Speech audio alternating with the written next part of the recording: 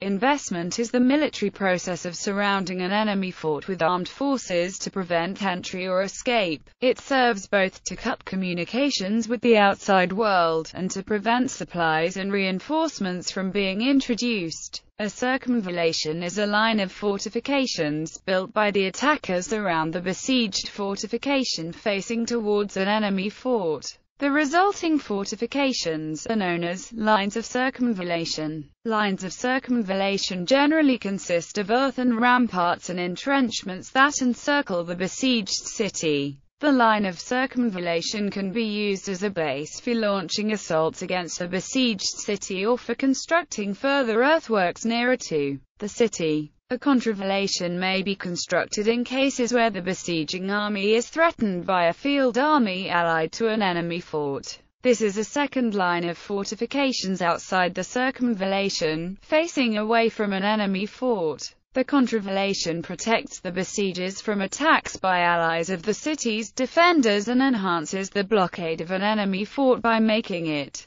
more difficult to smuggle in supplies. History and usage. Thucydides notes the role circumvallation played in the Spartan siege of Plataea during the initial stages of the Peloponnesian War in 429 BC. Julius Caesar in his commentaries on the Gallic War describes his textbook use of the circumvallation and contravallation to defeat the Gauls under their chieftain Vercingetorix at the siege of Alesia in September 52 BC. Another example from the pre-modern period is the siege of Constantinople in 717–718 AD. At that time, the Isaurian dynasty of emperors ruled in Constantinople. The Isaurian dynasty's founder, Leo the Isaurian, originally named Conon, was commander of the theme of Anatolia, appointed by the Emperor Anastasius II Artemius. During Conon's term as general of the Anatolics, the Emperor Anastasius II had been deposed by the troops of the elite opposition regiment, and replaced by an unwilling tax collector named Theodosius. He finally accepted the offer of the purple, and was made Emperor Theodosius III.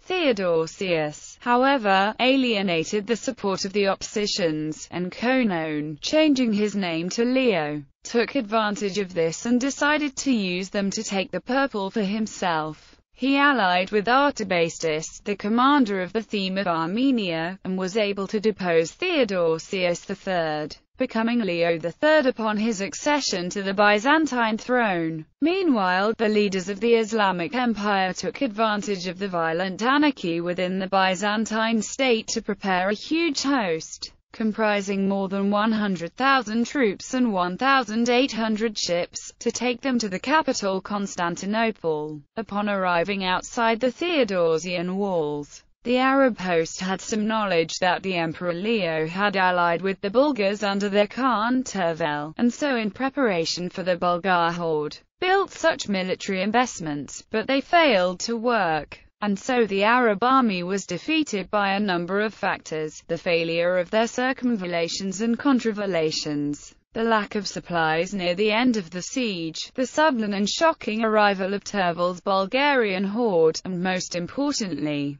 the use of a dangerously flammable substance invented by the Byzantines, an unknown mix of various ingredients that may have included naphtha, saltpeter, petroleum, pine resin, calcium phosphide, quicklime, sulfur and niter, that was called sea fire, or Roman fire, but is called Greek fire in modern historiography due to the Crusaders thinking that the Byzantine state was an empire of the Greeks. The basic objectives and tactics of a military investment have remained the same in the modern era. During the Second World War there were many sieges and many investments. One of the best-known sieges of World War II, which demonstrated the tactical use of investment, was the Siege of Stalingrad. During the first half of the siege the Germans were unable to fully encircle the city, so the Soviets were able to get men and supplies in across the Volga River. In the second half of the battle, the complete investment of Stalingrad by the Soviets eventually forced the starving Germans inside the city to surrender.